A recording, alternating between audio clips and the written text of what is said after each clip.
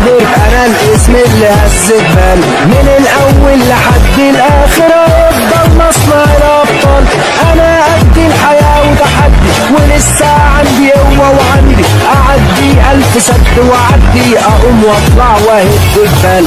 انا الاسم اللي لف الدنيا وماضي تيشيرت في اليابان بطل عدى حدود افريقيا ولسه في قلبه حلم كمان في ضهري ومن سنين اواني قولوا بدت كتير علشان انا الاهلي اللي صان العشره ذهب مش قشره ولا.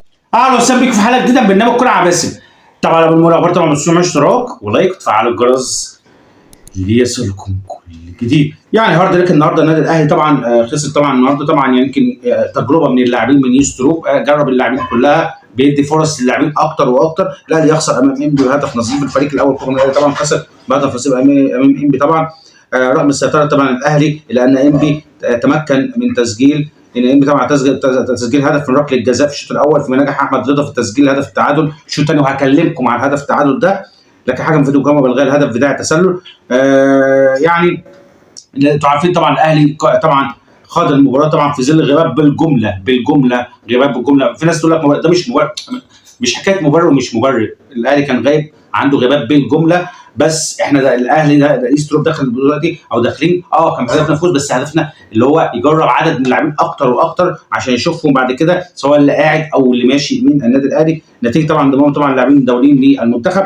طبعا الشوط الاول دخل الاهلي مباراه قوه وتناغم وتماسك في مختلف الخطوط فبدات له السيطره المبكره مستحوذه على وسط الملعب بتمريرات سريعه سواء في العمق او الاطراف بحثا عن الثغرات لهز الشباك. ورغم طبعا غياب اللاعبين الدوليين لان تفوق الاهلي كان واضحا بتسديدتين. الاولى خرج بجوله القائمه والثانيه كانت بقدم محمد عبد الله في الدقيقه 7. محمد عبد الله طبعا في الدقيقه 7 لكن حارس انبي رضا السيد تمكن من الامساك بالكره. في الدقيقه 14 يتلقى احمد رضا بطاقه الصفراء للخشونه مع ملاعب انبي مودي ناصر. وبعدها تلقى مهاجم انبي على محمود طبعا تلقى مهاجم انبي علي محمود بطاقه مماثله بعد جذب اليو ديانج ومنعه من شن هجمه مرتده سريعه.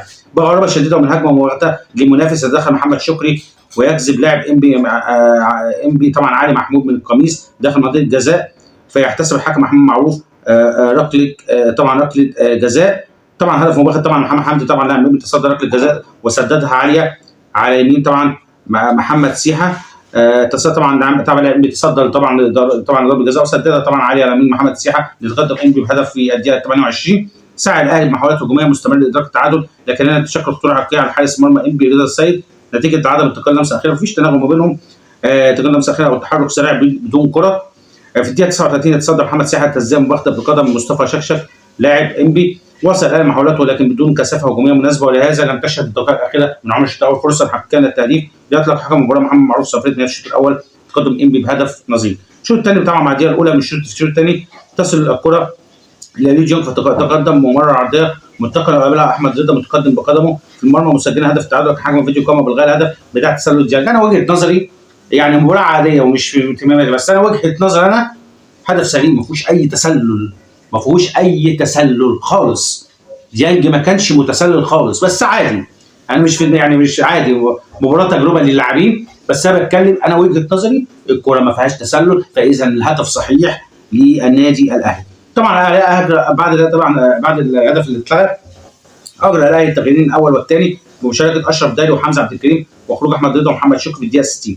تلقى احمد رضا بكم بطاقه الصفراء الخشونه مع لاعب انبي علي محمود في الدقيقه 61 وبعدها يتلقى لاعب انبي حازم تمساح بطاقه مماثله لاعاقه وطبعا ومنع حمزه عبد الكريم عن التقدم بهجمه مرتده سريعه للاهلي. بمرور الوقت حصل اللعب في وسط الملعب نتيجه عدم شن الهجمات السريعه واللعب من لمسه واحده مما حرم الاهلي من الوصول لمرمى المنافس. اجرى بعدها الاهلي التغييرين الثالث والرابع مشكل حسين شحات وابراهيم الاسيوطي. عجبنا ابراهيم الاسيوطي لاعب حلو قوي وبدايه مباشر جدا لاعب بسم الله ما شاء الله عليه برده. محمد عبد الله وحمزه عبد الكريم الله اكبر عليهم وطبعا عمر سامع عوض النهارده عجبوني الناس دي.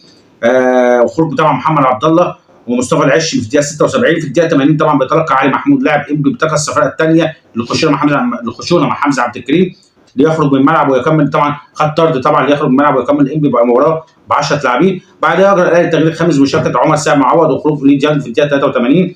في الدقيقه 87 يسدد حسين الشحات الكره قويه على منطقه الجزاء لكن الكره مرت فوق العارضه. ابتدى انبي بكامل صفوف الدفاع في الدقائق الاخيره فلما استطاع الاهلي ادرك التعادل لانتهى في المباراه طبعا بفوز انبي 1-0. يعني هاردك زي ما قلت لكم تجربه للاعبين وبينزل لاعبين اكتر يشوف بقى ابرزها بقى عشان بيدي فرص للاعبين بقى اللي ما لعبتش بعد كده عشان يستروب بقى ياخد قرار بعد كده مين اللي يقعد معاه ومين اللي يقول له لا انا مش عايزه في الانتقالات الشتويه مش عايزه وخلاص ويطلع بقى اما اعاره او بيع. كل التوفيق طبعا للنادي الاهلي. طبعا خبر معايا طبعا الخطيب يعتذر لاسباب صحيه عن عدم المشاركه في المؤتمر العربي لجامعه هارفارد الامريكيه.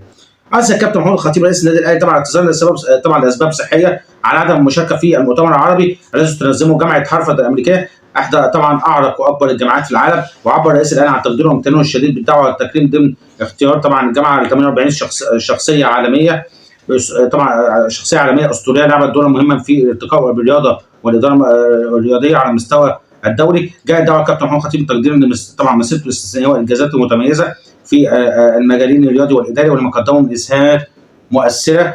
كل التوفيق طبعا للنادي الاهلي. طبعا خبر معايا طبعا 1000 مليون مبروك. الاهلي مواليد 2011 يفوز على الاسماعيلي بثنائيه في بطوله الجمهوريه.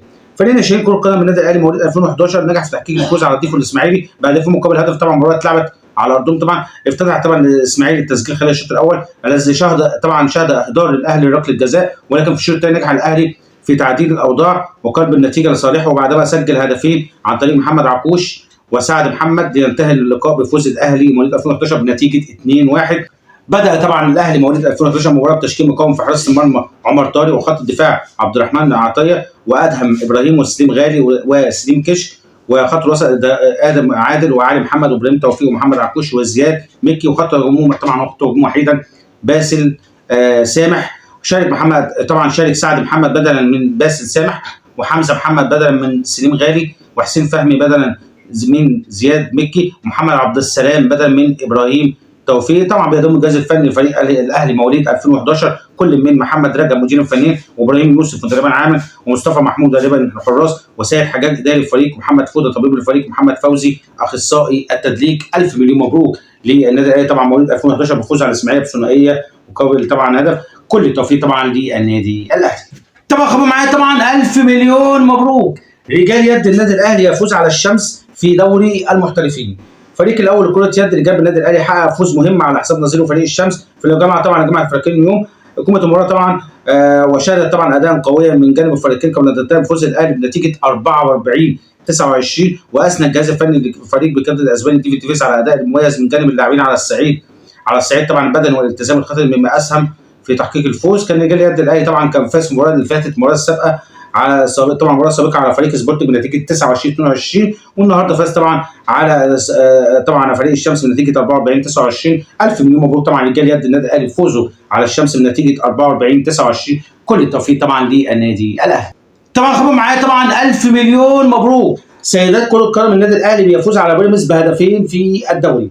الفريق الاول لكره القدم سيدات بالنادي الاهلي نجح في الفوز على مضيفه بيراميدز بهدفين دون رد في المباراه طبعا جمعت الفريقين اليوم. المباراه طبعا اتلعبت على ملعب طبعا بيراميدز. سجل طبعا فريق نادين غازي من تنفيذ متقن ركله حره مباشره في الدقيقه 50 من عمر المباراه وعزاز طبعا حبيب عاصم التقدم في الدقيقه 66 بعد طبعا تمريره حاسمه من 100 دن ليفوز الاهلي بثنائيه نظيفه. بدا الاهلي طبعا مباراه بتشكيل مكون طبعا في حراسه المرمى طبعا السقا وخط دفاع نور خالد ورضوان عبد الرزاق طبعا اسماء علي وحبيب عمر وهنا عثمان وهنا طارق ونادين غازي ومية دن وحبيب عصام ونور يوسف. كان على مقاطع طبعا البدلاء كل من مهد دمرداش وايمان حسن والكسندرا جورجيفيتش طبعا ونور نصر وكمال الديب وليدين محمد وسراء اشرف وساره خالد واشرقت عادل. يعني 1000 مليون مبروك طبعا بيجي طبعا سيدات كره النادي طبعا بيضم الجهاز الفني فريق سيدات الاهلي كل من ديمتري لبوف مديرا فنيا وحكيمه بوستا مدربا عاما وتامر الدسوقي مدربا للحراس وعبد اللطيف رضا محللا للاداء ويارا صفوت المدير الاداري وابراهيم حمدان اداري شؤون اللاعبين واسماء الدمرداش طبيب الفريق ورندا ياسر وهيدي العشيري للعلاج الطبيعي وماكسيم انتنهوفن مدرب للياقه البدنيه. 1000 مليون مبروك لسيدات كره القدم النادي الاهلي بفوزه على بيراميدز بهدفين مقابل لا شيء. كل التوفيق طبعا للنادي الاهلي. طبعا خبر معايا طبعا 1000 مليون مبروك. الاهلي يفوز على CNSS الكونغولي ويتاهل لنصف نهائي السيمي فاينال. الفريق الاول لكره سله سيدات بالنادي الاهلي تاهل للسيمي فاينال نصف النهائي بطوله افريقيا بعد الفوز على CNSS الكونغولي بنتيجه 98-55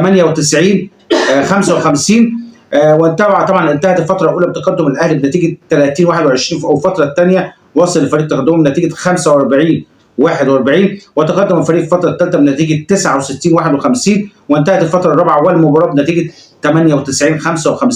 كان طبعا على قناه سله الاهلي كل من دينا عمرو ورضا محمد ونجم الجداوي ومنير اشرف وسوريا محمد وليد سلعاوي ويارا اسامه وطبعا هاجر عامر ودريسيا واشنطن واسيا سترونج واكون روس ونمير نوال. الف مليون مبروك طبعا لسيدات سله النادي الاهلي بفوزه طبعا على CNSS كونغولي وتاهله للسيمي فاينال بنتيجه 98-55. كل التوفيق طبعا للنادي الاهلي.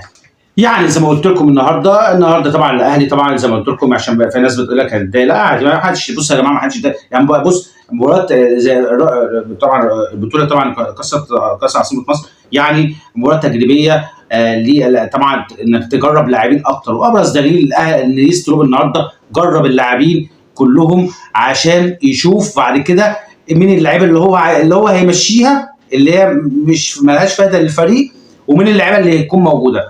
فطبعا هو خلال البطوله دي هيشوف بقى يجرب اللعيبه كتير، اللعيبه كلها حتى يعني عشان مش حته ان انت كذا، لا انت بتجرب اللاعبين اللي انت عشان بعد كده تبتدي تبني وتجيب صفقات بعد كده اللعيبه اللي انت مش عايزها، فبتبتدي مثلا منهم يطلع عرض او منهم بيع.